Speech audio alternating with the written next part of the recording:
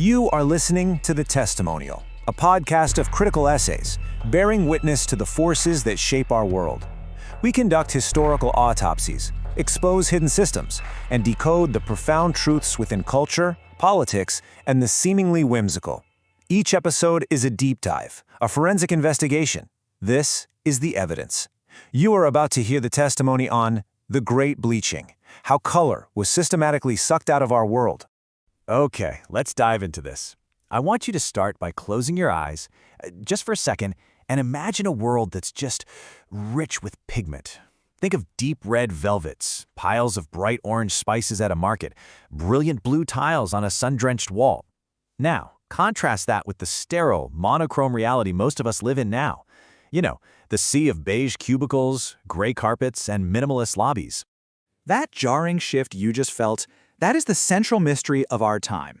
And believe me, this wasn't an accident, and it wasn't just a simple change in taste. It raises a huge question about the world we've built.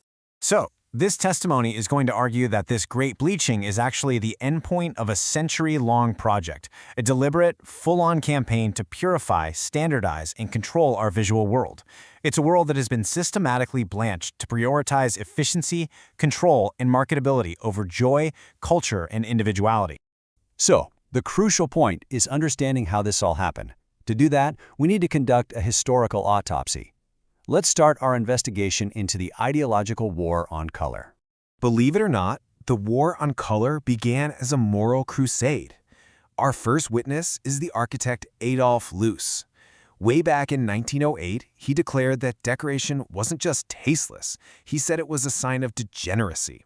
For him, a modern, evolved culture was one that stripped away all the color and fluff. And that idea, well, it got supercharged by architects like Le Corbusier. He saw the house as a functional machine for living in. The home was meant to be stripped of all that messy ornament and expression, designed for pure function. In his world, white wasn't just a color. It was a symbol of moral law, of purity, of hygiene.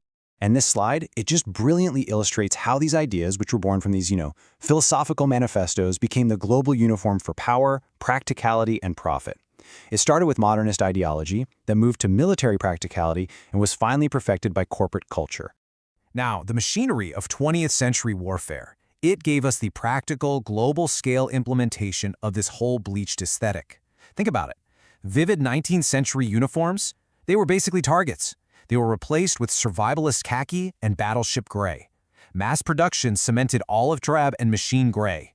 Suddenly, bright colors weren't just impractical. They were seen as frivolous, non-essential, almost unpatriotic. After the war, this whole aesthetic was perfected by corporations. They created what you could call a professional neutral, designed to manage workers and project power. And the absolute apotheosis of this corporate bleach? The Apple Store. It is a sterile liturgy of white stone, glass, and steel, framing technology as this new religion of pure hyper-rationality. Okay, so we've established the historical foundation. Our forensic analysis now needs to dissect the contemporary systems, the machines that perpetuate and profit from this bleach today. Now, what's really fascinating here is how this ideology has been automated. It's been translated right into the code and algorithms that shape what we see on our screens. Hollywood films all have that same teal and orange look to seem cinematic. Social media algorithms push muted, neutral aesthetics because they perform better. And our apps? They use white and gray for clarity, treating actual color as distracting visual noise. This digital logic finds its perfect economic partner in the world of fast, disposable goods, where color is treated as a risk to the supply chain. This gives us sad beige. It's the chromatic expression of burnout, right? It's like a visual Xanax for a world that's in a permanent state of crisis fatigue. And at the absolute peak of this aesthetic, what do we find? We find that the ultimate luxury isn't opulence, it's a deliberate and powerful emptiness. The idea that true power isn't shown by accumulating colorful things, but by the almost godlike ability to command vast, empty, colorless space. Just think of minimalist architecture, or the so-called billionaire uniform. So we've seen the history, we've seen the modern machinery. But what's the actual human cost of living in this bleached-out world? What does it do to us? You know, the systematic removal of color isn't just an aesthetic loss. It's a form of sensory deprivation. It has measurable psychological and cultural consequences. Studies show certain colors enhance certain tasks, red for detail, blue for creativity. Monotone environments just stifle both. We lose these rich, specific color languages like Tyrian purple and replace them with a generic global non-language of beige and gray. And we create this hierarchy where seriousness is colorless and chromatic joy is seen as childish. But against this tide, deliberate rebellions are growing. And these aren't just fads, they are conscious acts of reclaiming color as a vital language of life. One of the most powerful antidotes comes from architecture, like the incredible work of Louis Barragan.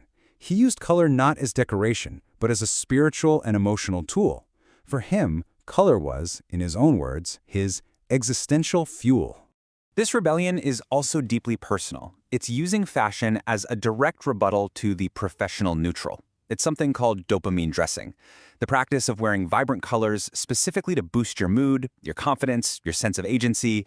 It's a total rejection of the idea that power dressing has to be colorless. And these acts are reclaiming our shared spaces too. They're asserting local identity against this tide of globalized blandness. We see it in community mural programs that turn gray walls into vibrant local stories, and even in subversive acts like yarn bombing that inject playful, handmade color into sterile landscapes. The verdict then seems inescapable. The Great Bleaching is the visual logic of a world that is optimizing itself for the machine, at the expense of the human. So the choice isn't really between tasteful gray and vulgar excess. It's between a controlled, predictable monotone and a world that's rich with meaning, story, and joy. The final thought is this. The world is not meant to be a background. It is meant to be a conversation. And we have been speaking in a whisper for too long. It is time to turn up the volume. You have been listening to the testimonial on the Great Bleaching, how color was systematically sucked out of our world. If you enjoyed this summary, for the full testimonial, please follow the link in the description or search for the testimonial on your favorite podcast platform. Follow us on social media @the testimonial for updates and to join the conversation. If you believe a topic deserves a testimonial, let us know.